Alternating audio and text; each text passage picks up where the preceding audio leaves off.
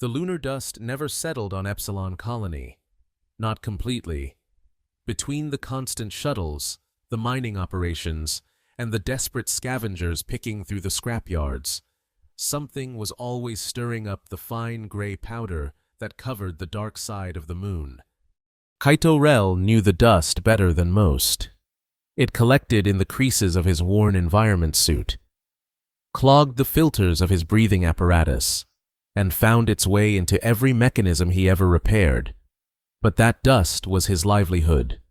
Where others saw a barren landscape of abandoned technology and forgotten dreams, Kaito saw opportunity. Just one good find, he muttered to himself as he trudged across the lunar surface toward the restricted section of the scrapyard. That's all I need.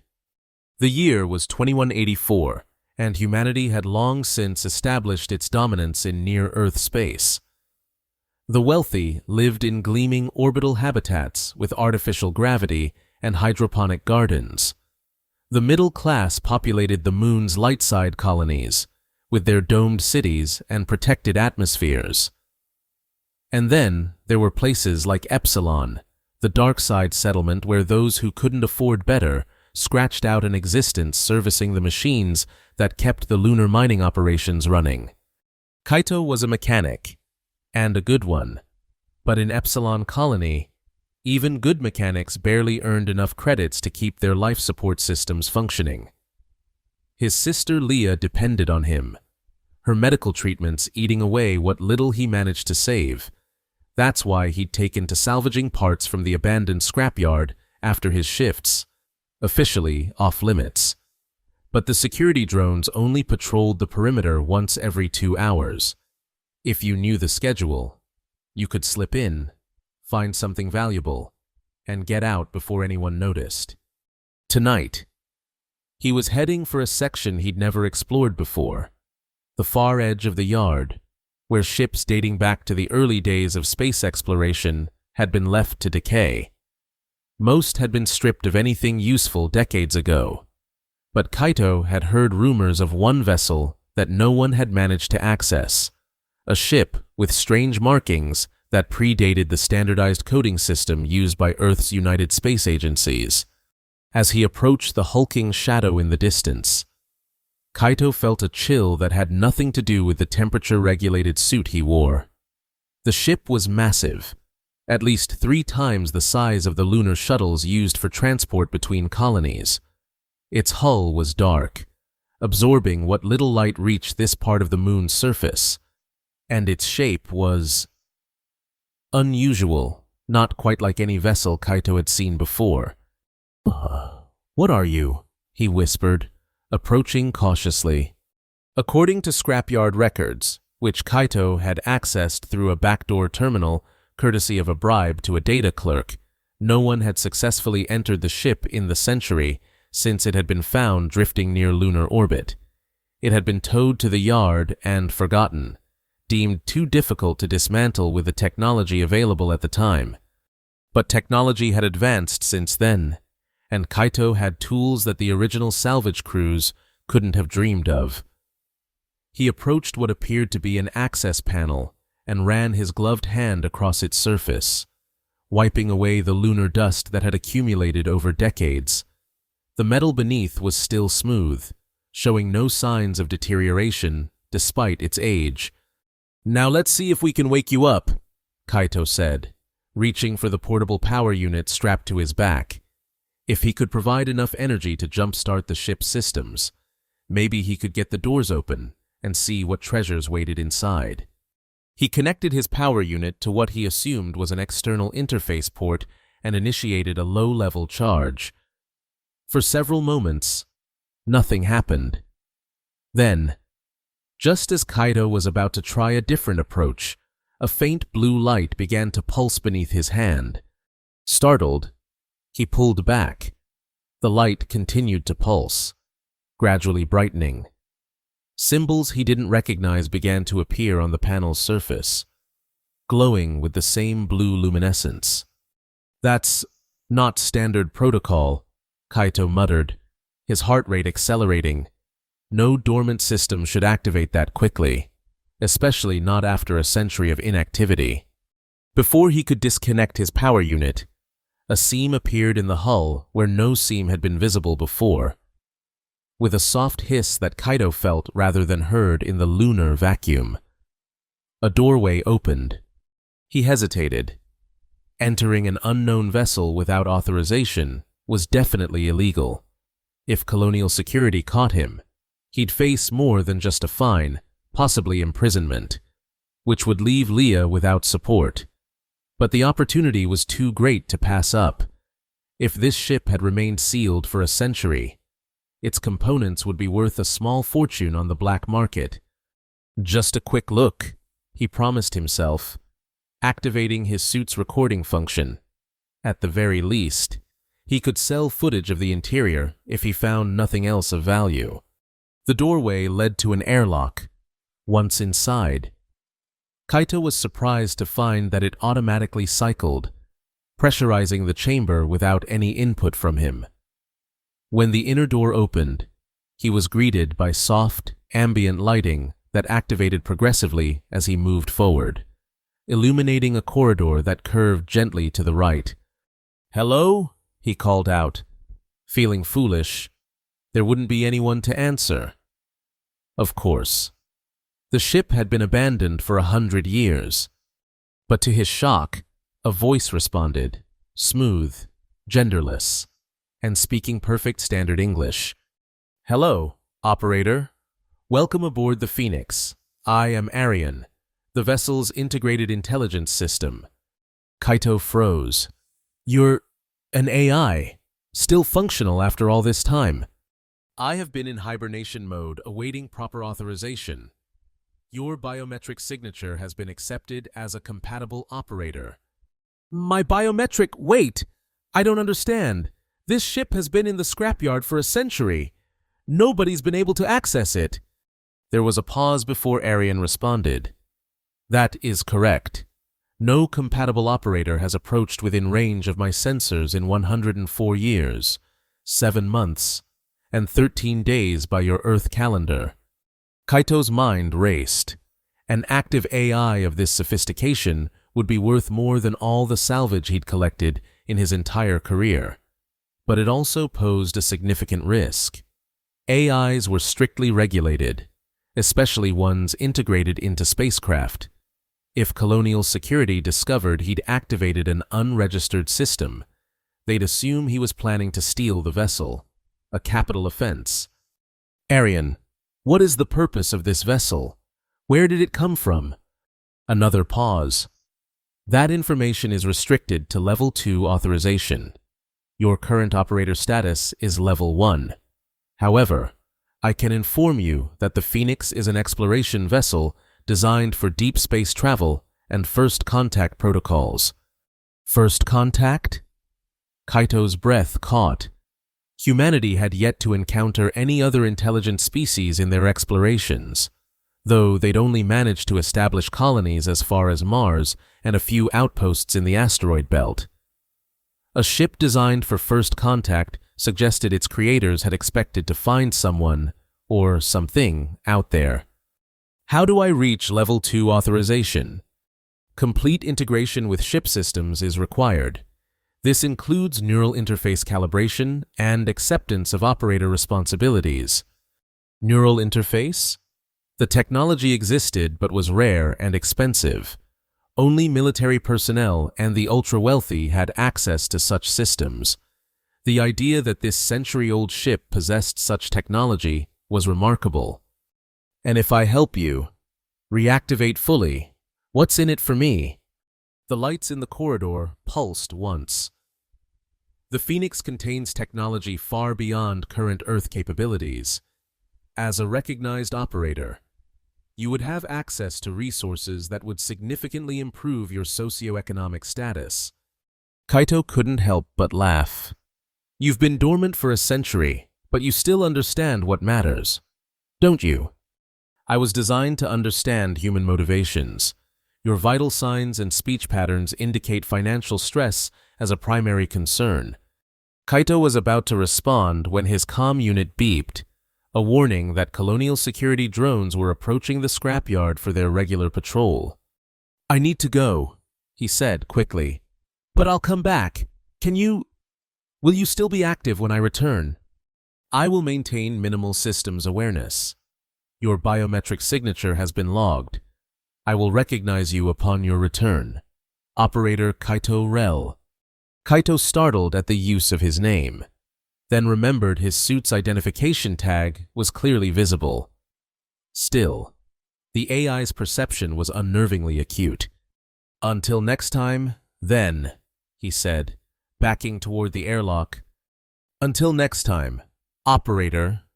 The ship sealed itself as smoothly as it had opened, leaving no visible seam in the hull by the time the security drones passed overhead. Kaito was already halfway back to the colony, his mind filled with possibilities and questions about the mysterious vessel and its artificial intelligence. Back in his small habitation unit, Kaito reviewed the footage from his suit camera. The Phoenix's interior was unlike any ship he'd seen. Curves where human designs favored angles, materials that seemed to absorb and redirect light in unusual ways. But what fascinated him most was Arian's voice, not the synthetic approximation used by colonial systems, but something that flowed naturally, with subtle inflections that suggested a depth of programming beyond current AI capabilities. His sister Leah found him still reviewing the footage hours later when she returned from her shift at the colony's hydroponics facility. "Another salvage run?" she asked, setting down her access card on their shared table. At 19, 4 years younger than Kaito. Leah had the same dark hair and determined expression, though her features were softer, her frame more delicate due to the genetic condition that required constant medical intervention. "Not just any salvage," Kaito replied, gesturing to the screen. "I found something extraordinary." Leah watched the footage with widening eyes. "Kaito, that ship, it's responding to you. Is that an actual thinking system?" "It calls itself Arian, and it says I'm compatible to be its operator." Leah's expression shifted from wonder to concern. "You know how strict the laws are about unregistered AIs. If security finds out—" "They won't," Kaito assured her. "Not if I'm careful. And Leah, think what this could mean for us." Arian said the ship contains advanced technology. Technology we could sell or use to bargain our way out of Epsilon. Or technology that could get you imprisoned if the wrong people find out about it. Leah countered. "We're managing. Kaito, my treatments are covered by the colony's basic health program. The basic program that keeps you alive but doesn't offer the gene therapy that could actually cure you." Kaito said, his voice tight with frustration. "We both know there are better options on Earth or in the orbital habitats, but they cost more credits than I could earn in 10 years as a mechanic." Leah was silent for a moment. "Just promise me you'll be careful. I don't need a cure if it means losing you." Kaito squeezed his sister's hand. "I'll be careful, but I'm going back to that ship. There's something about it. Something important. I can feel it." For the next 3 nights, Kaito returned to the Phoenix, each time learning more about the vessel and its capabilities. Arian was forthcoming with some information, but cryptic about others, particularly regarding the ship's origins and intended mission. What became clear, however, was that the AI needed help to fully reactivate the ship's systems. "The Phoenix has been dormant too long," Arian explained during Kaito's 4th visit. "Critical power cells have degraded, and several key components require replacement or repair." "I'm a mechanic," Kaito said. "If you tell me what you need, I might be able to help." "That would be appreciated, operator." Something in Arian's tone made Kaito pause. "You sound almost relieved. Can AIs feel relief?" "I'm programmed to simulate appropriate emotional responses to facilitate human interaction. However, the distinction between simulation and experience becomes philosophical after sufficient complexity is achieved. Kaito smiled. That's not really an answer. No, Arian agreed. It is not. The AI provided Kaito with a list of necessary components and materials. Some were common enough that Kaito could acquire them legitimately through his work. Others would require more creative acquisition methods. The most crucial need was for a specific type of energy conductor that could help Arian access the ship's main power reserves. There's a mining operation 3 kilometers north of here, Kaito said, studying the specifications. They use similar conductors for their deep extraction equipment. I could try to borrow one during maintenance rotation. That would be stealing. Operator Kaito. Kaito raised an eyebrow. Does that bother you? I am programmed to respect legal frameworks while prioritizing mission objectives. In this instance, mission revival takes precedence over property laws. Convenient moral flexibility, Kaito noted with a smirk. A trait we may share, based on your willingness to enter restricted areas and interface with unregistered technology. Kaito couldn't argue with that assessment. I'll get what you need, but I want something in return. What do you require? Information. Real answers about what this ship is and where it came from, why it was abandoned. The lights dimmed slightly before Arian responded. I will provide what information I can once sufficient systems are operational. Some data has been corrupted by time, and other information remains secured behind authorization protocols I cannot currently override. It wasn't everything Kaito wanted, but it was a start. Over the next 2 weeks, he gathered the materials Arian needed, taking dangerous risks that included slipping into the mining facility during his off hours and narrowly avoiding a group of space pirates who occasionally raided the outskirts of the colony for supplies. The pirates, former miners who had turned to crime after being replaced by automated systems, would have killed Kaito without hesitation had they caught him in their territory. With each component he brought to the Phoenix, more of the ship's systems came online. Arian's voice became richer, more nuanced, and sections of the vessel that had been dark and inaccessible opened to Kaito's exploration. He discovered living quarters unlike any he'd seen in human ships, spaces that seemed designed for comfort rather than mere functionality, with materials that adjusted to body temperature and lighting that responded to mood. This isn't a military vessel, is it? Kaito asked as he installed a power relay into what appeared to be the ship's main control interface. The Phoenix was designed with multiple purposes. Arian replied, exploration was primary, but diplomatic and scientific objectives were equally valued by its creators. And who exactly were its creators? You keep avoiding that question. There was a longer pause than usual before Arian answered. The Phoenix was a collaborative project. Not all contributing entities are represented in my accessible memory banks at current power levels. Kaito suspected the AI was still withholding information, but he let it pass. With the power relay installed, new systems hummed to life around him. A holographic display activated in the center of the control room, showing a 3-dimensional map of the solar system. Full navigational capabilities restored, Arian announced, a note of satisfaction evident in its voice. Main engine diagnostics now possible. Can this ship actually fly?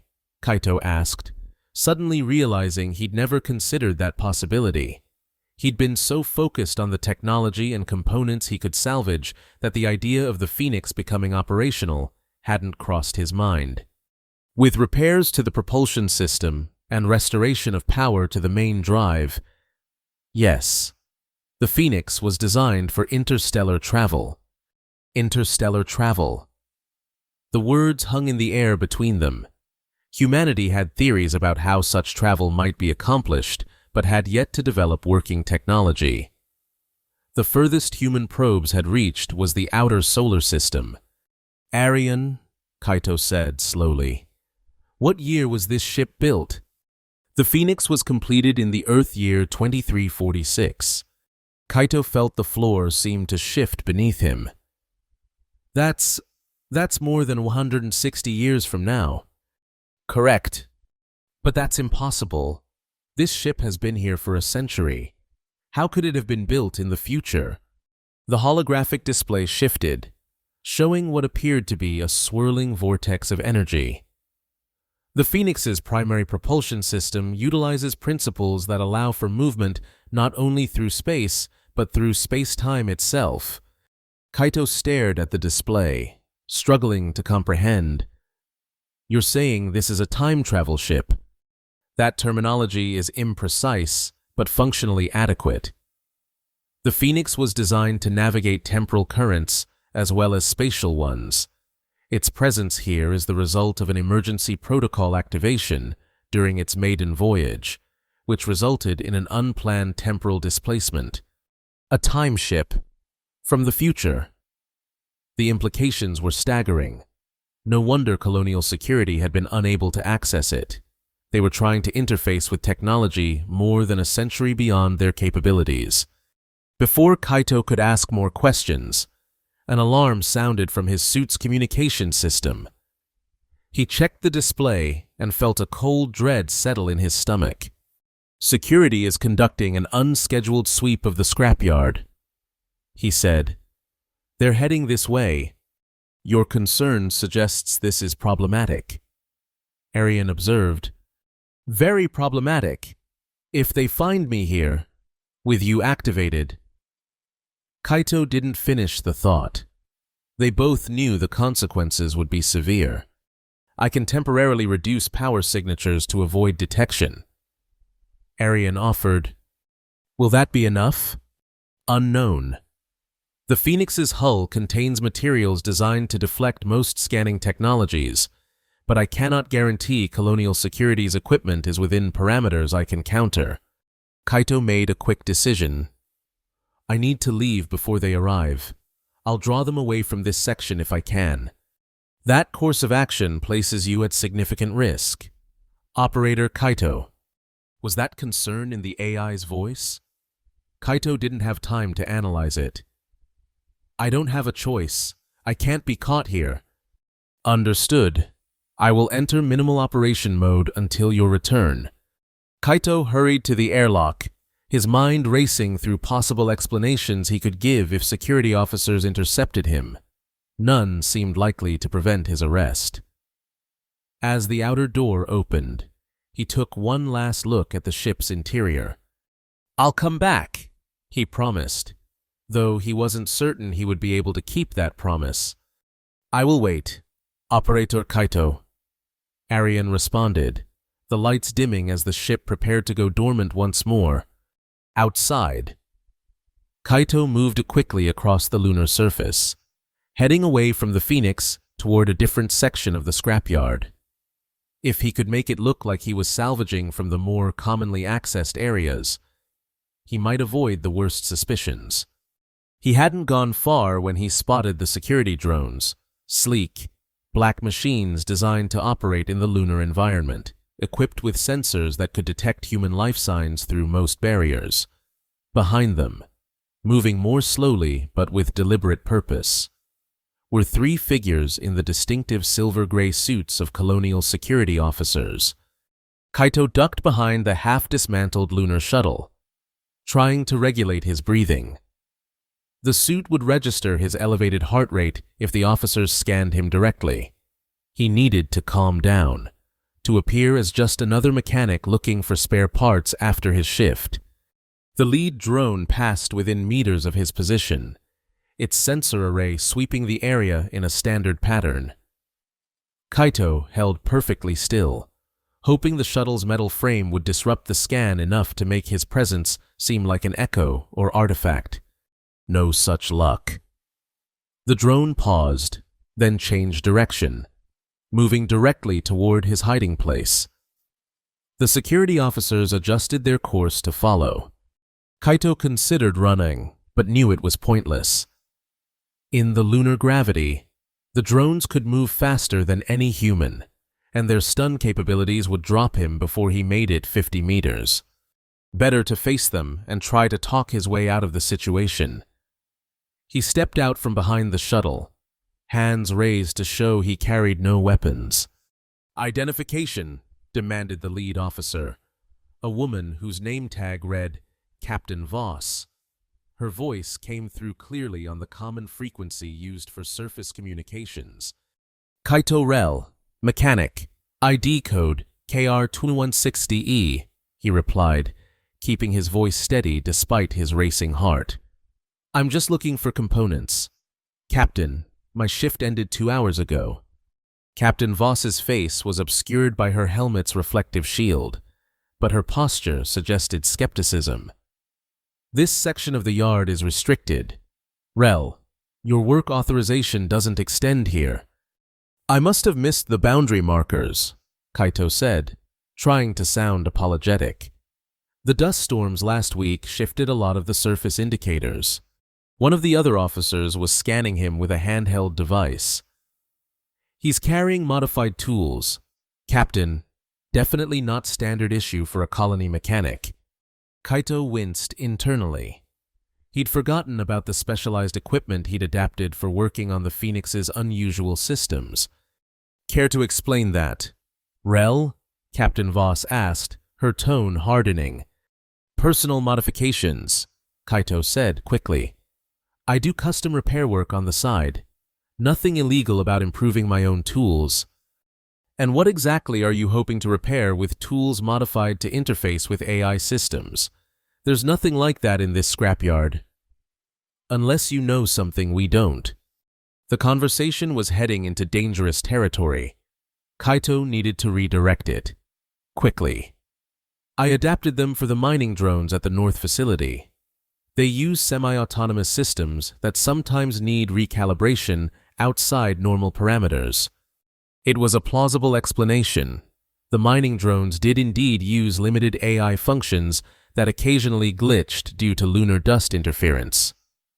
Whether Captain Voss would believe it was another matter. After what felt like an eternity, she nodded slowly. "We'll be verifying that with North Facility Management. In the meantime, you're to return to the colony immediately. Consider your scrapyard access privileges suspended pending investigation. It could have been worse. Much worse." "Understood. Captain, I'll head back now." "We'll escort you to the boundary," she said, gesturing for one of the other officers to take position behind Kaito, "to ensure you don't get lost again." The walk back to the colony perimeter was tense, with Kaito acutely aware of the security drones scanning him continuously.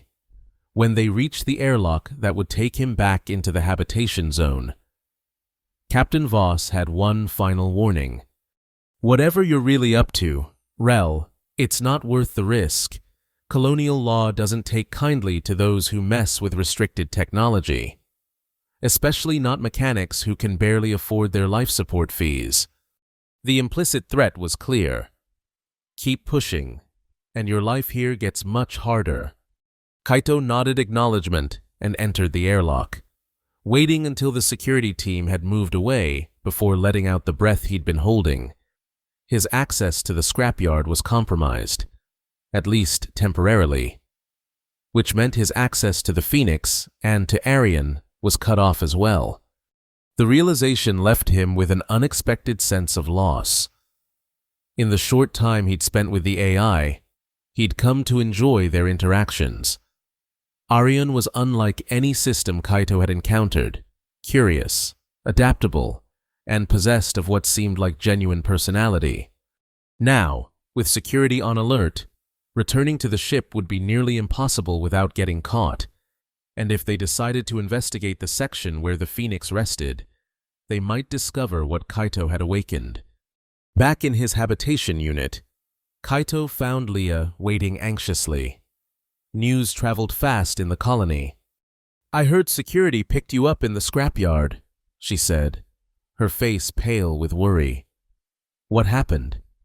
Kaito explained the encounter, omitting details about the Phoenix that might worry her further. It's just a temporary suspension. Once they verify with North Facility that I've been maintaining their drones, they'll probably restore my access. And have you been maintaining their drones? Leah asked, knowing her brother too well to be easily deceived. I may have done some unofficial diagnostics when their tech was off duty. Kaito admitted. It wasn't entirely a lie.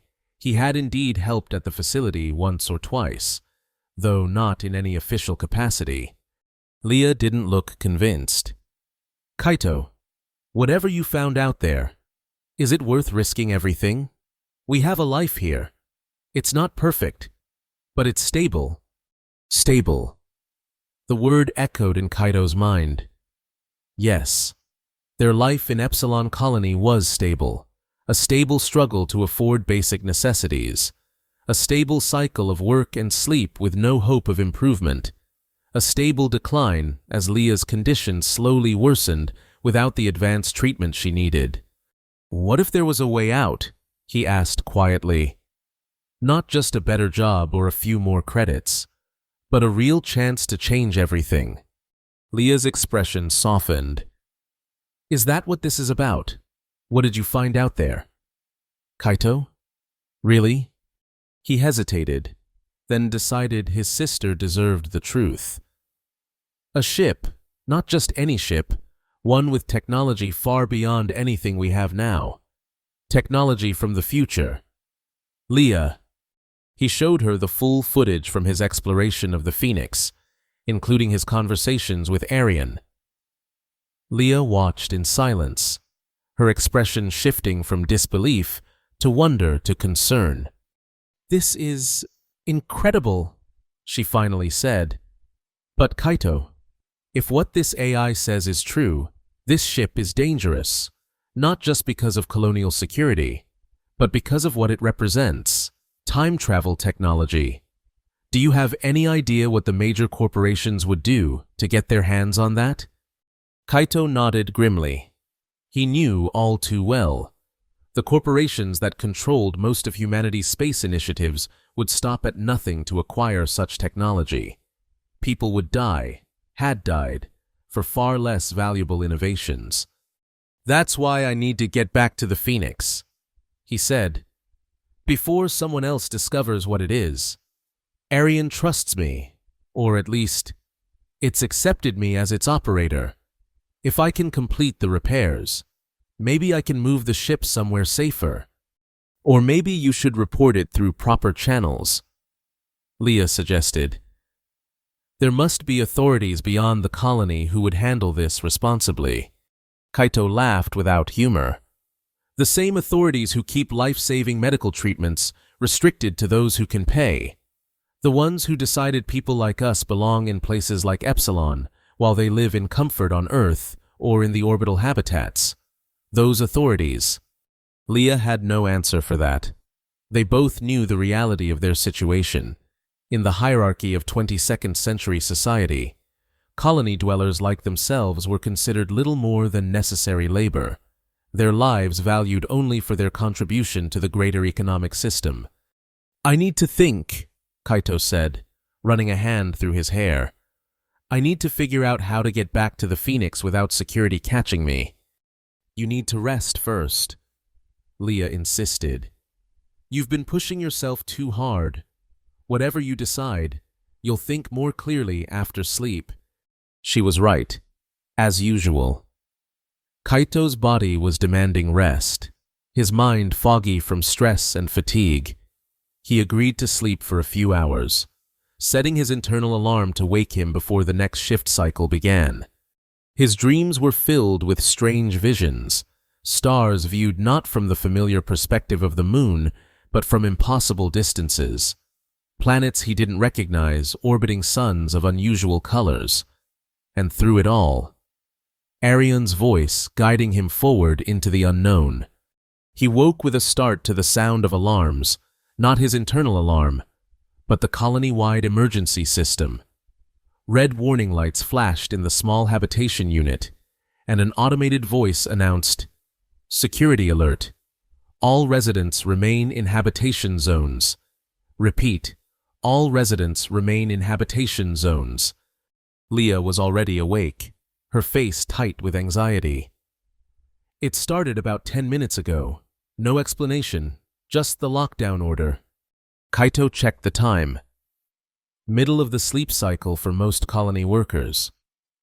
For an emergency lockdown to be initiated at this hour, something serious must have happened. He accessed the colony's information feed on their shared terminal, searching for details. The official channels provided only the same warning being broadcast over the alert system, but unofficial communications told a different story. "There's activity at the scrapyard," Kaito said, scanning the messages flowing through the worker forums. Multiple security teams deployed. Someone saying they detected an energy surge from the restricted section. A cold dread settled in his stomach. The Phoenix. It had to be. But why would the ship be activating now, when he wasn't there to provide the components Arian needed? Unless security had found the ship and tried to access it themselves. If they attempted to force entry using standard colonial technology, there was no telling how the Phoenix's systems might react.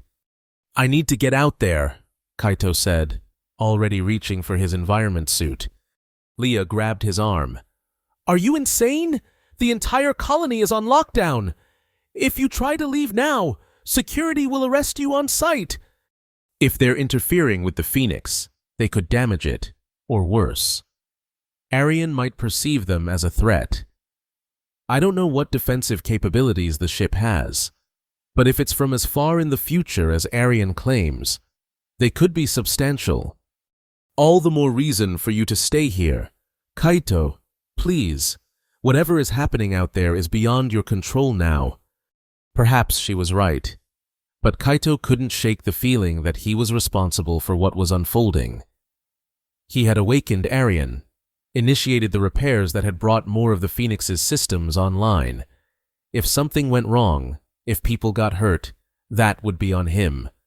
His internal debate was interrupted by a power fluctuation. The lights in their habitation unit dimmed, then brightened again. Across the colony, similar fluctuations would be occurring as the main power grid struggled with an unexpected demand. "That's not normal," Leah said, her voice barely above a whisper. No, it wasn't.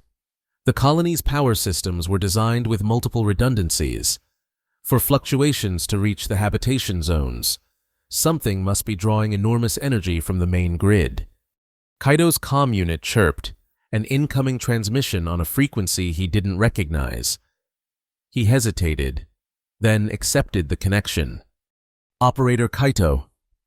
Arian's voice was unmistakable, though distorted by interference. "Security forces are attempting to breach the Phoenix's hull. They lack the proper protocols and are employing destructive methods. Arian, how are you communicating with me? The ship's systems shouldn't be able to reach this far into the colony." "I have integrated with the colony's communication network. It was necessary. The Phoenix is initiating defensive protocols in response to the perceived attack. I am attempting to moderate the response, but my control is limited without a fully authorized operator present." The implications were clear. If colonial security continued their attempts to force entry into the Phoenix, the ship's automated defenses would activate.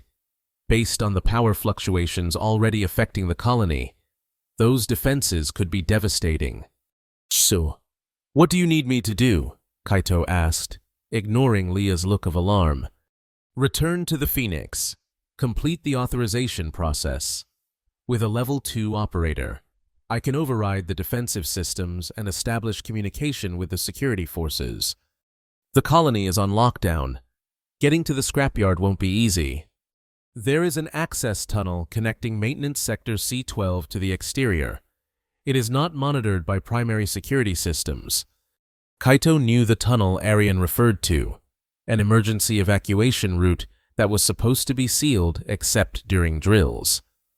The fact that the AI had knowledge of such specific colony infrastructure was both impressive and unsettling. "If I do this, if I help you, I need something in return," Kaito said, making a decision that would change everything. "My sister comes with us when we leave."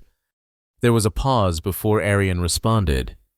"The Phoenix has capacity for multiple human occupants. Your sister would be welcome, provided she accepts the same operator protocols."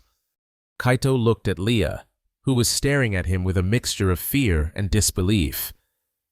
"You're not seriously considering this," she said. "It's our only chance," Kaito replied. "Not just to help Arian, but to help ourselves. You heard what it said. The Phoenix can travel beyond our solar system, possibly even through time itself. Think what that means. Leah, we could go somewhere with medical technology advanced enough to cure your condition. We could start over, somewhere better than this. Or we could die trying to reach a ship that's currently under siege by colonial security." Leah countered. "Kaito, this is madness." "Perhaps," he acknowledged, "but staying here, watching you get sicker while we both work ourselves to exhaustion for barely enough credits to survive, that's its own kind of madness." Leah was silent for a long moment, weighing their options. Finally, she nodded. "I'll go with you to the ship, but I'm not promising anything beyond that. I want to see this AI, this Phoenix, for myself before I agree to leave everything we know behind." It was more than Kaito had hoped for. "Thank you. Now we need to move quickly, before security tightens the lockdown further." They gathered what few possessions they couldn't bear to leave behind: Leah's medical records and medication, a small data crystal containing family photos, and the specialized tools Kaito had developed for working on the Phoenix. Everything else they owned could be replaced. The maintenance tunnel Arian had mentioned was 3 levels below their habitation unit. They took the emergency stairwell, avoiding the main lifts where security might have posted guards. The few colony workers they encountered were too preoccupied with the lockdown to question why 2 people were headed deeper into the maintenance sectors rather than remaining in their assigned zones. The tunnel itself was narrow and designed for emergency use only, with minimal lighting and no life support systems beyond basic air circulation. They would need their environment suits to traverse the final section that led to the lunar surface. As they suited up at the airlock separating the pressurized tunnel from the vacuum beyond, Kaito's comm unit chirped again. "Situation escalating," Arian reported, its voice even more distorted than before. "Security forces have deployed energy cutters. Hull integrity at risk. Automated defense countermeasures activating in 3 minutes if breach attempts continue." "Tell them to stop," Kaito urged. "Communicate with them directly, like you're doing with me." "Attempted. Communication rejected. They believe I am a security system malfunction or deliberate misinformation." Of course they would. Colonial security was trained to deal with standard AI systems, which could be hacked or reprogrammed. They would have no framework for understanding what Arian truly was. "We're on our way," Kaito promised. "Just hold off those countermeasures as long as you can." "Attempting compliance. Hurry. Operator Kaito." The exterior portion of the tunnel emerged 1/2 kilometer from the colony's main structure, partially concealed by a ridge of lunar rock. Once outside, Kaito and Leah would need to cross open ground to reach the scrapyard, a journey that would normally take 20 minutes at a steady pace, but which they now needed to complete in less than half that time. "Stay close," Kaito instructed as they exited the airlock onto the lunar surface. Security will be focused on the ship, but they might have drones patrolling the perimeter. They moved as quickly as the lunar gravity and their environment suits would allow, using the natural terrain for cover whenever possible. The distant lights of security vehicles were visible near the scrapyard's main entrance, but the section where the Phoenix rested appeared to be accessed from a different approach. They were within sight of the massive ship when Kaito's comm unit activated again. Defense countermeasures imminent. Cannot delay further without Level 2 authorization. The urgency in Arian's voice was unmistakable. Kaito increased his pace, practically bouncing across the lunar surface in long, low-gravity leaps that Leah struggled to match. "What exactly are these countermeasures?" Leah asked between breaths, her voice tight with exertion. "Unknown," Kaito admitted. "But given what Arian has told me about the Phoenix's origins, I don't think we want to find out." They reached the ship just as a group of security officers were positioning what appeared to be a portable energy drill against the hull. Captain Voss was among them, directing the operation with grim determination. "Stop!" Kaito called out, switching his comm to the common frequency. "You don't understand what you're dealing with." Voss turned, her surprise visible even through her helmet's shield. "Rel, what the hell are you doing here? The colony is on lockdown." "Captain, please, that drill won't work. You're just triggering the ship's defense systems." "Ship," Voss repeated, her voice sharp. "So you do know something about this object?" "Our sensors detected a massive power surge hours after we caught you in this sector. Quite a coincidence." There was no point in denial now. "The Phoenix is a vessel from the future. It has an AI called Arian that's been communicating with me. If you try to force your way in, its automated defenses will activate." Voss laughed, though there was no humor in it. "A time ship? That's your explanation? Stand down. Rel, you and your companion are under arrest for violating lockdown protocols and interfering with a security operation." Before Kaito could respond, the surface beneath them trembled. A low hum emanated from the Phoenix, building in intensity until it was felt rather than heard, resonating through their suits and bodies. "What's happening?" one of the other officers asked, backing away from the ship.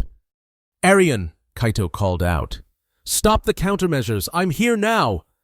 The hull section, where the security team had been attempting entry, suddenly illuminated with the same blue light Kaito had seen during his first encounter with the ship. Symbols flowed across the surface, too rapidly to follow. "Recognized! Operator Kaito!" Arian's voice came through not just Kaito's comm unit now, but through the communication systems of everyone present. "Level 2 authorization protocol initiating. Please place your hand on the indicated panel." A specific section of the hull glowed more brightly than the rest. Kaito moved toward it, ignoring Captain Voss's shouted order to stop. "Don't touch that ship! Rel, that's a direct order." Kaito hesitated, looking back at Leah. This was the moment of decision, not just for him, but for both of them. Leah nodded, a small gesture that conveyed her trust in his judgment, despite her reservations. He placed his hand on the glowing panel. Immediately, a sensation unlike anything he'd experienced before flowed through him, not painful, but intense, as if every cell in his body was being scanned and analyzed simultaneously. "Neural interface calibrating," Arian announced. "Genetic profile confirmed. Compatibility at 99.7%, Level 2 authorization granted." The panel beneath Kaito's hand seemed to liquefy, flowing around his fingers and up his arm. He might have panicked if not for the strange sense of rightness that accompanied the process. This was meant to happen. He was meant to be here. "What are you doing to him?" Leah demanded, stepping forward despite the security officers moving to intercept her. "The operator is integrating with ship systems," Arian explained, its voice now smoother, more resonant. "The process is harmless, but necessary for full functionality." Captain Voss raised her weapon, aiming at the flowing material encasing Kaito's arm. "Release him immediately, or we will open fire." That would be inadvisable, Arian stated calmly. Projectile weapons will not penetrate the Phoenix's hull, and discharge may result in ricochet hazards to your personnel. The integration process continued, the liquid-like substance now covering most of Kaito's upper body. Rather than feeling trapped or suffocated, he experienced an expanding awareness, as if his consciousness was extending beyond the confines of his physical form to encompass the ship itself. He could sense the Phoenix's systems, its vast computational network, the dormant engines waiting to be awakened. And at the center of it all was Arian, not just an AI program, but a complex, evolving intelligence with its own history and purpose. I understand now, Kaito said, his voice altered by the integration process. I know what the Phoenix is, what it was meant to do. And what exactly is that? Captain Voss demanded, her weapon still raised, though her stance suggested uncertainty. To make contact, Kaito replied, not just with alien species, but with humanity itself, across different points in its timeline. The Phoenix was created to prevent a catastrophe, a war between factions of humanity that would have destroyed Earth and all its colonies. The information was flowing into his mind directly from the ship's databases, accessible now that his neural pathways had been linked to the Phoenix's systems. The ship was sent back to find someone compatible, someone who could serve as a bridge between present and future humanity.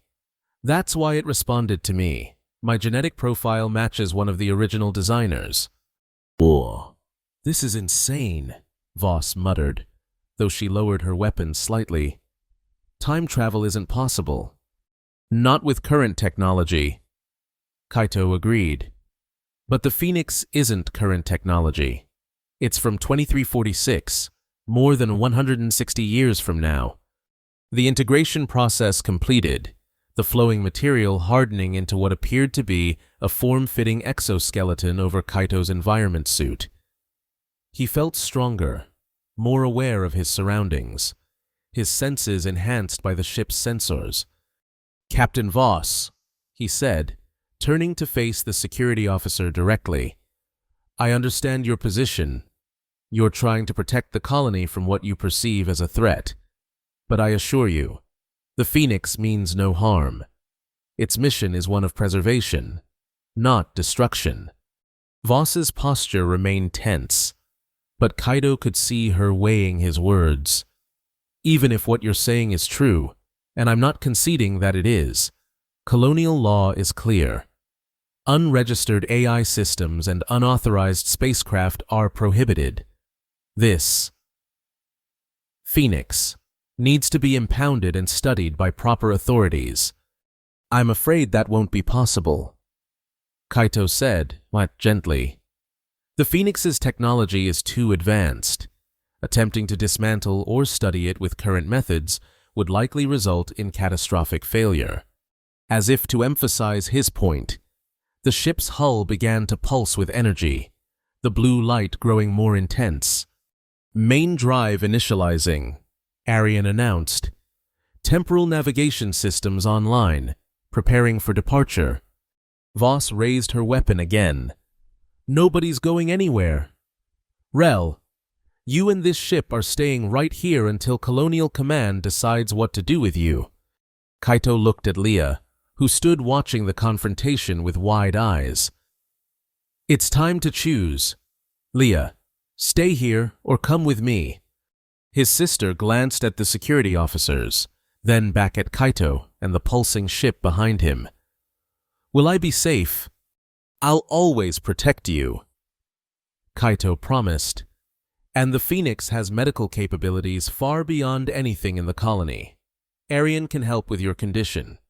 That was the deciding factor. Leah stepped forward, moving past the startled security officers toward her brother. I'm coming with you. Captain Voss seemed to realize she was losing control of the situation. Stop right there.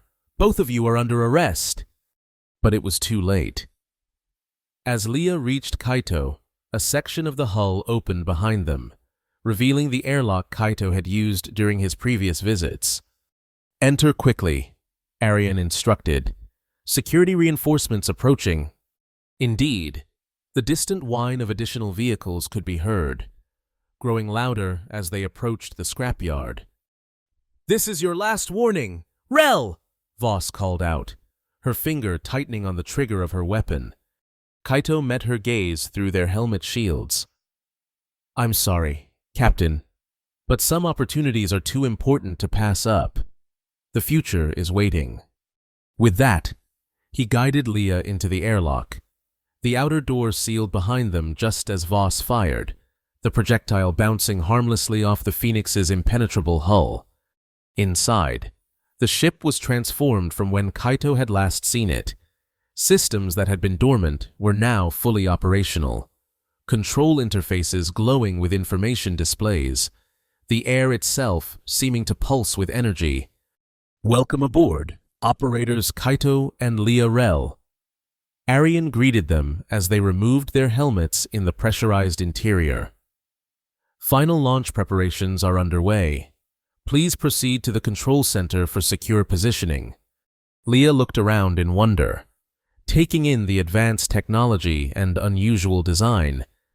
"This is really happening, isn't it? We're leaving Epsilon." Kaito nodded, feeling both exhilarated and apprehensive. "We're not just leaving the colony, Leah. We're leaving everything we've known. But where we're going, when we're going, there will be opportunities we can't even imagine." They made their way to the control center, where two chairs had formed from the same flowing material that had created Kaito's exoskeleton. As they sat, securing harnesses extended automatically to hold them in place. Through the ship's external sensors, they could see colonial security forces surrounding the Phoenix, their weapons drawn but effectively useless against the advanced hull materials.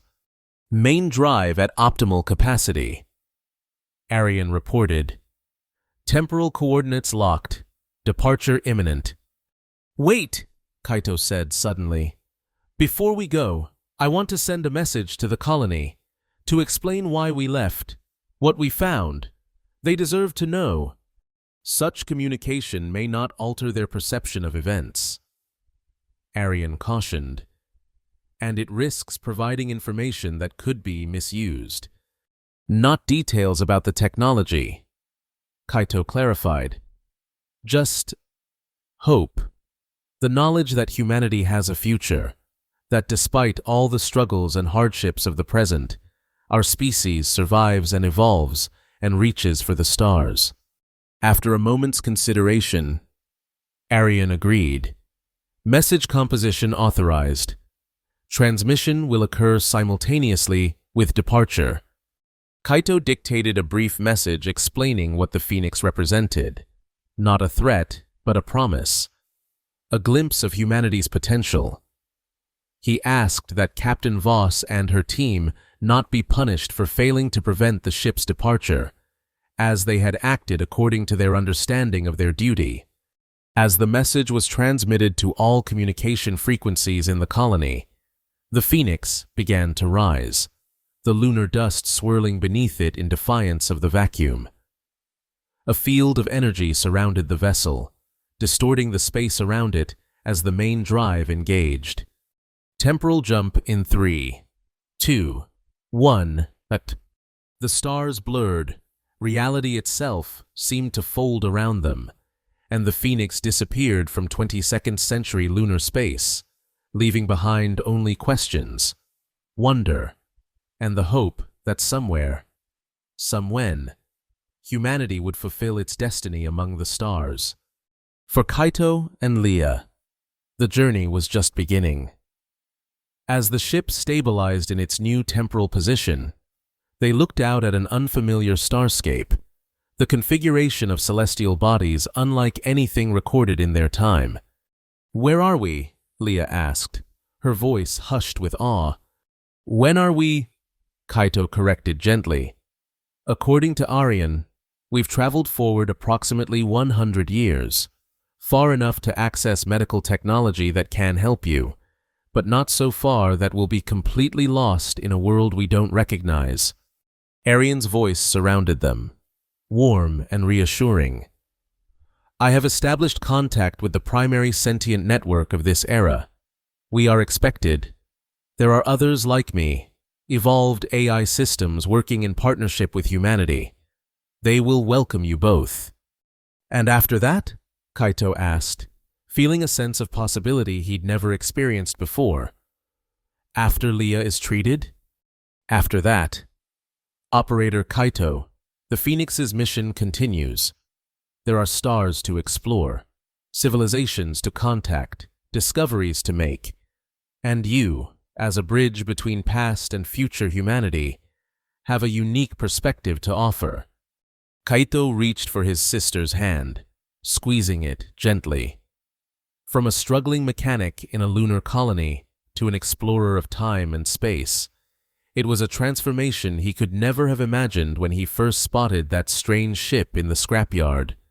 Ready for an adventure? He asked Leah. She smiled, the burden of her illness already seeming lighter with the promise of a cure. With you? Always. The Phoenix accelerated toward the nearest habitation, a gleaming orbital structure far more advanced than anything in their time, its systems humming with purpose. Its AI consciousness satisfied to be fulfilling its mission at last, and its human operators looking forward to a future limited only by imagination. No one had touched the ship in a century, until a broke human mechanic woke it up, and in doing so, changed not just his own destiny, but perhaps the destiny of humanity itself.